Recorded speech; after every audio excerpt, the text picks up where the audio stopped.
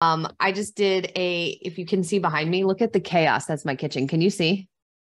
Straight chaos. So I ordered all the groceries for the week, and then I was doing the meal prep call with the challenge folks, and I was looking for ranch seasoning. And I knew I had some because Lauren bought it when we did our Fitme weekend, and I'm making this buffalo chicken chili recipe that Jamie Lynn gave me, and it needs ranch seasoning. I forgot to order some. So I ordered it. But it didn't come because they ran out. So anyways, I pulled out my entire pantry onto my counter to find the buffalo, or to find that ranch seasoning. And I found it. But look at my counters now are full of groceries and pantry. And now you can organize it. No, Amy, no. Here is what I promise you. I am not organizing my pantry tonight, but what I am committing to is not putting back anything that is expired or that I don't want anymore. That is my commitment. I found a protein powder that expired in 2019 that I pulled out. It's not going back. So stuff like that, not going back. But organizing, no, not today. I cannot do it today. But that's my commitment. So don't be like me. Don't look for a seasoning in the back of your pantry and then empty the entire thing onto the counters. Or be like me, that's fine. You can do it. Maybe it's good for all of us to empty it. But that is not the topic of tonight's call. Pantry clean out is not it. We'll have that for another day. I'm very excited for our topic tonight because we have never talked about this before, and I think it's a good one. So one of the things you've probably noticed about Fitme and about the way that we talk is we don't spend a lot of time bashing other things. In fact, we probably do it less than we should. We probably should bash more, but it's not really our vibe, right? But on the other hand, we have not spent time together talking about some of the positive things that we can learn from things that we've decided are not for us. Because at the end of the day, we've all had these different experiences. Some of us have done Weight Watchers multiple times. Some of us did, like myself, did Weight Watchers, did shake challenges, did weird gym things that didn't quite fit, like did all sorts of nonsense. And again, we don't need to spend our time focusing on the negative. We've moved on. We're not doing that anymore. However, I think it's okay to sometimes reflect back and think, were there any positives from that experience that I could be using right now? Are there any things from maybe things that we know aren't for us? So I use this example actually on the meal prep call. I was thinking about bodybuilders and how most of the time, bodybuilders weigh and measure all of their food. Everything that they eat when they're in prep, they put into containers. They don't eat anything that they didn't weigh and measure and put in a container. Well, that's not the life most of us want, right? So we could be like, screw bodybuilders and their crazy obsessive methods. Or we could say, is there anything from what they're doing that we could learn from that might be helpful, even if we don't intend to, weigh and measure all of our food and be obsessive? And I think one thing that we could take from them, and this is what, was very informative thinking about our call tonight, is that they do a good job planning. And that helps them be prepared. And so if we think about them and we're like, okay, they weigh and measure all of their food, I don't want to do that, but they also take time to plan, which is why they're not guessing during the week. We can take that strategy and apply it in our life. We can say like, well, what happens if we take some time to plan? Doesn't that make things easier because we have less decision fatigue? Decision fatigue being like, what am I going to eat for dinner tonight? It's Tuesday night. And then we give up because we're tired. And then we're like, whatever, let's just order something. That's decision fatigue. So if we've done some planning, we can learn that from the bodybuilders, the ultimate planners of everything food oriented. And we say, you know what? On Sundays, I'm at least going to plan out my dinners, or I'm at least going to plan out what I'm taking to lunch for work, or I'm at least going to do some meal prep around breakfast so I don't skip it. That is how we take that, a lesson from them and we apply it to us. So I thought what we could do on tonight's call is one, I could share a couple of the things that I've learned myself from doing different things that I didn't think, were long-term sustainable, but I think might have practical application to our, what we're trying to do with our lifestyle here in Fitme. And then maybe you guys could also do the same.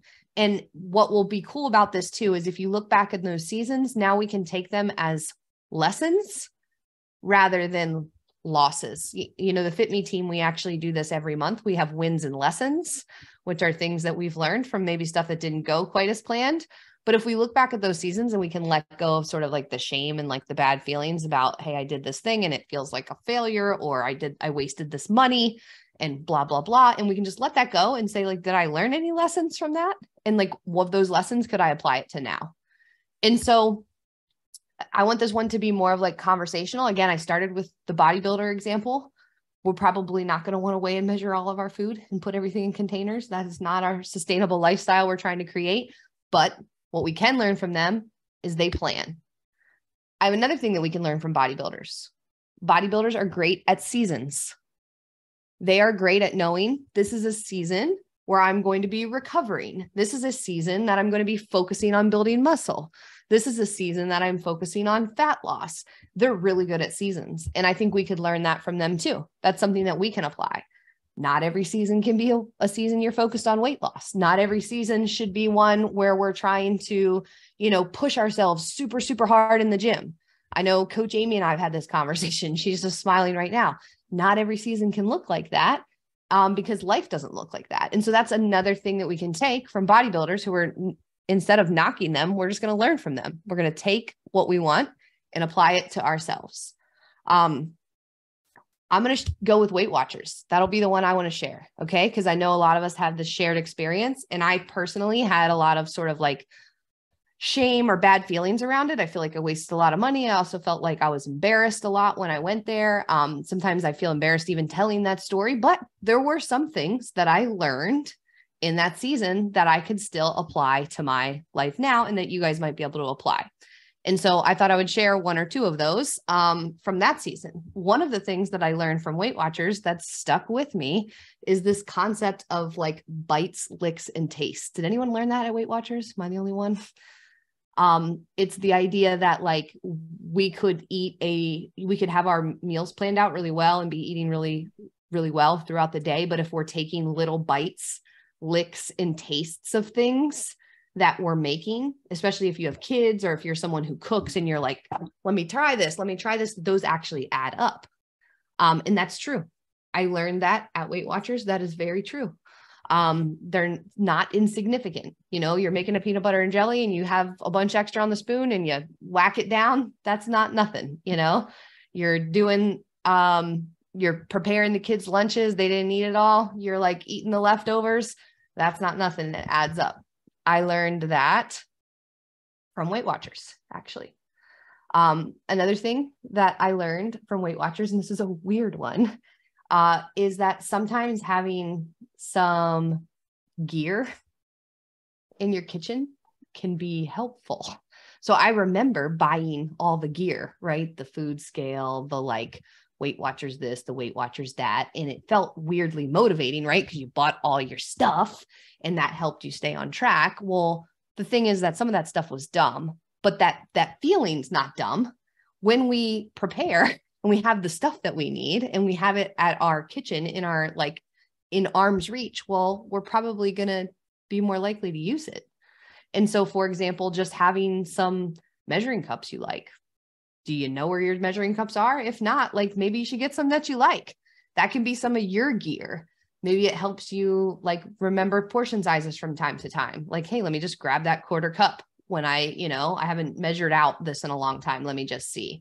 Or let me get that tablespoon out. Maybe you need some gear in your kitchen that you like. Maybe you need some bowls that you feel pumped about. Again, I'm not saying go out and buy all this crap.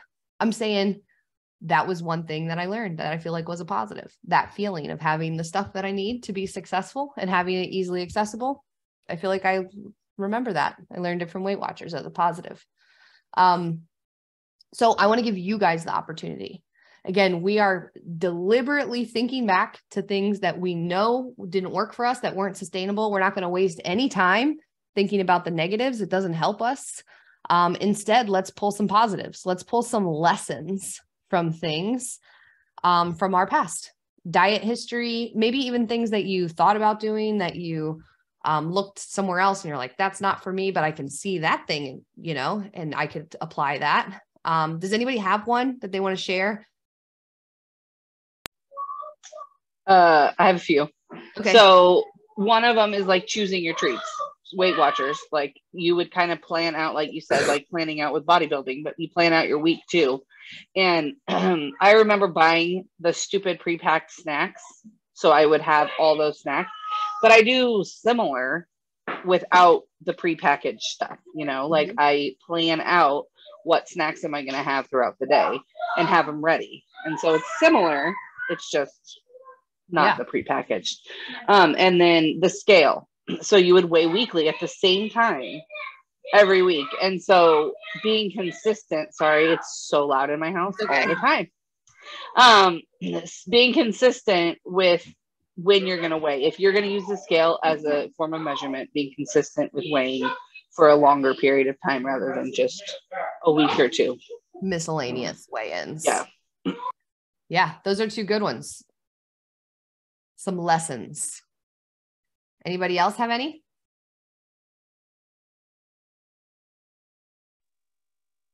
One of mine that I got from Weight Watchers was with salad dressings, because they're usually, you know, it's kind of like a hidden calorie killer, because some of them are really high in calories. You don't think of it, oh, I'm having this really healthy salad, and then you go and pour a bunch of salad dressing on it. You just killed everything.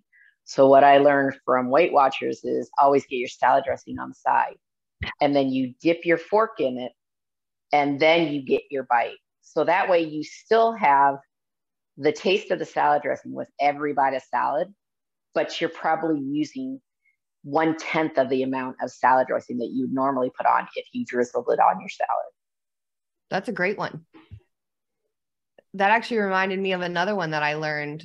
I don't know if I learned it from Weight Watchers, but it was definitely that season of when you go out to eat and you're at a restaurant that does large portion sizes, to immediately ask for a side container and go ahead and split that portion in half right away. And then you can save the other half for later, especially if you know it's a restaurant that does big portions. Just go ahead and ask for it.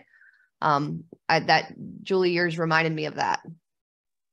Yeah, I learned that too. And especially, I mean, I do that automatically if I ever go to Olive Garden or go to Texas Roadhouse or anything like that, because the portions are so huge. I'm asking for my, you know, I tell them when I'm ordering, can you please give me a to-go container when my meal comes? So that way I don't have to wait and sit there and look at it. I do it immediately once the food comes to the table. I'm portioning it out, putting it in the box, and then setting it aside. And then I've got what is right in front of me, so I don't overeat. Mm-hmm. I like it. Natika, I thought you had knee pads on at first. I'm like, what are you doing in your knee pads?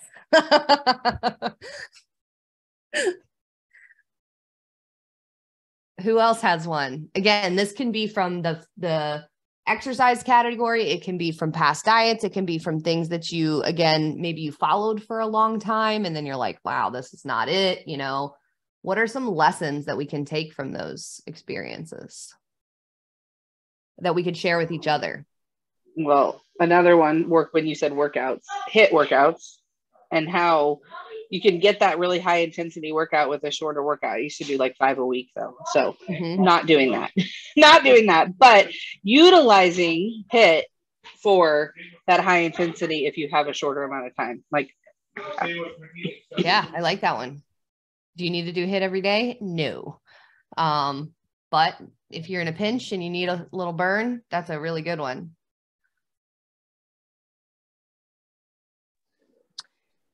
I think counting macros was an amazing tool.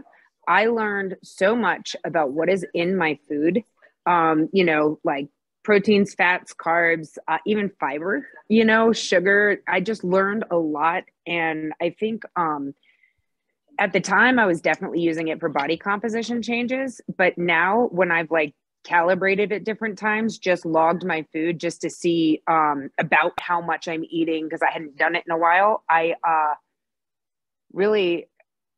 don't know. I just feel a lot more, my phone's about to die, of course. I feel a lot more confident overall with going places and eating, and just, I don't know, the awareness piece around that. It just feels a lot better thinking of counting macros as learning and awareness versus like dieting and restriction. You know, it's a really amazing tool, actually. Mm-hmm. I love that you said that one, because that's kind of like the obvious one. And I didn't even list it. Was like, for me, weighing and measuring and tracking all of my food isn't something I want to do all the time. But the seasons of life that I've done it, I've learned so much.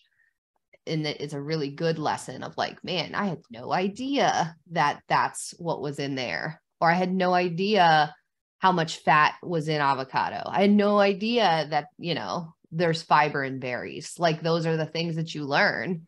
Or like measure your nut butter. Right. That hummus isn't a protein, really, you know, like, you don't know that until you start to look and say, okay, like, so Molly, you and I've talked about this a lot. There is something to benefit from tracking for everybody, even for a short season. It's like, you know, imagine how much better you would understand your car if you just knew the basics of what you were putting in it, you know, and like how it worked. You might not need to be the full on mechanic all the time, but if you know the basics, then you're way better off on taking care of the car. We should know the basics of what we're putting in our bodies, for sure. Does anybody else have any like lessons, like from past experiences or things that maybe they did or tried that feel like we should be negative and bash it, but we're not? Instead, we're just going to pull the positive lesson from it. We can talk trash all day long. That's not going to help us, right? We're going to choose to do the thing that's actually going to help us and think back on those experiences and pull the positive. I did the HCG drops. What was your lesson from that? It seems funny. The piece that immediately when you said, you know, what can we get out of it, is there is a time frame that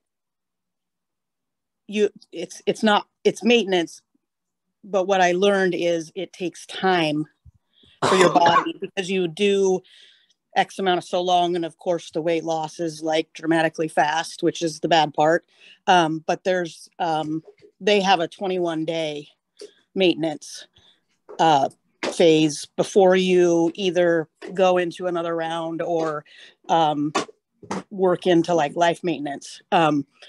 So just the time concept that you actually have to give your body a pause. But what I take out of that is taught way better in Fitme, and they just say it takes your body time to reset, and this is what we have for you.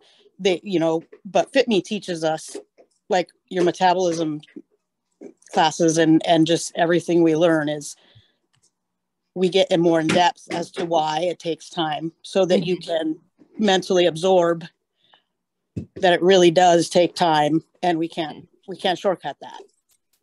That's a good lesson from that, because that is accurate. Our body does take time to adapt to things. And when we do things, we do need to go into essentially a different season, or like a rest season. Yeah. And I think it's the more we learn about it, people have the different things that maybe are their tough battle, but who doesn't want it to happen tomorrow?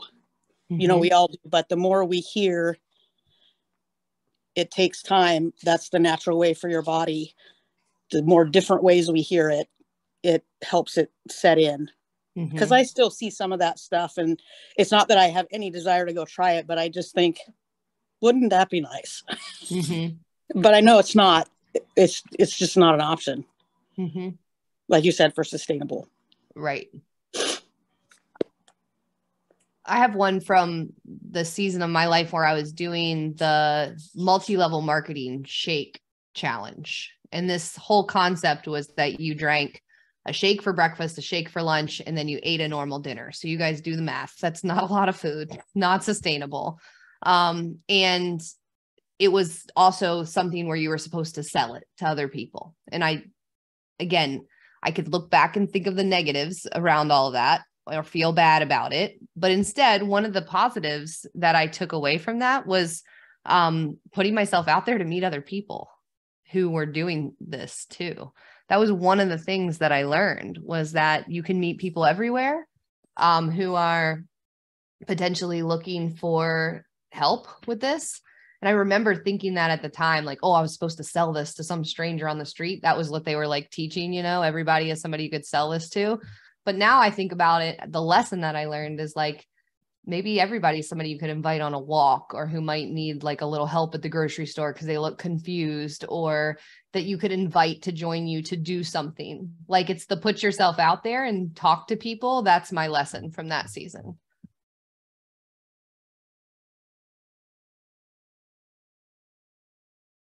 Anybody else have any?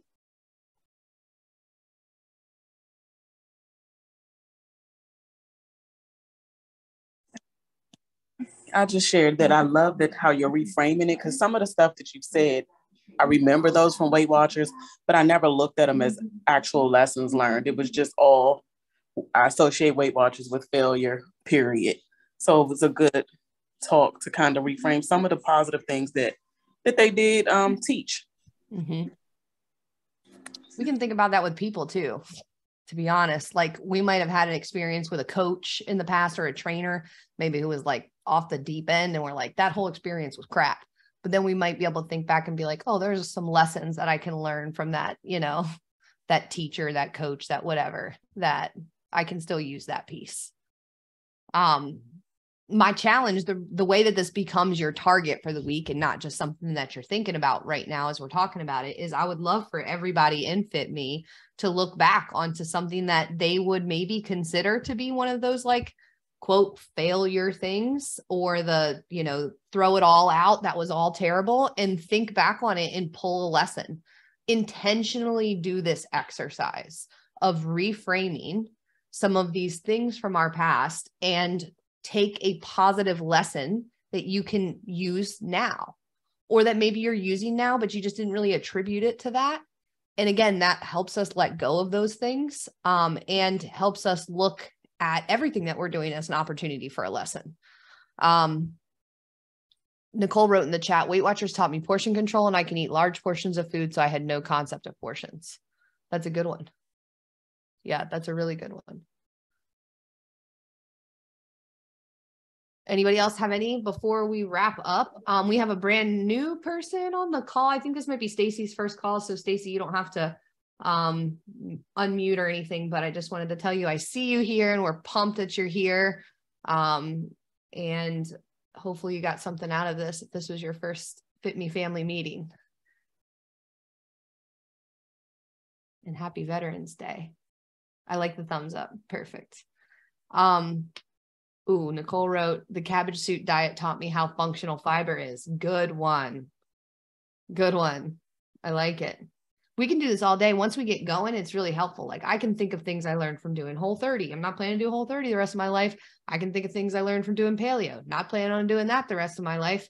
I can think of things I even learned from doing Slim Fast, which is weird, but like, go back and think about those things and what are the lessons that you learned, the things you can take with you, and then let go of everything else. The stuff that didn't work, that wasn't sustainable, that didn't feel good, that wasn't in alignment with what you want, that you feel like, you know, was either a waste of time and money, or that was like not it. Let those things go, take the lessons and move forward. And if those lessons are helpful, then share them. And don't feel bad about it. Here in Fitme, it's not going to be something where you have to say like, oh my God, I'm sorry that I learned this from Weight Watchers. No, we're not going to waste any time bashing. But on the other hand, if you learn something helpful, then share it. Share it with your coach, with your buddies. Nicole said Whole30 taught me I need caffeine to be a law-abiding citizen. Well done, Nicole. I agree with you. Agreed. Because I think Whole30 you have to give up coffee and it's terrible. Terrible. I did an elimination diet once. If you guys have never done that, where you eliminated everything like Whole30, but if you know, some version of that, you probably learned a lesson about you and your body. We can play this game all night. So your homework is to do this exercise for you. You don't have to think of everything. Just think of a couple.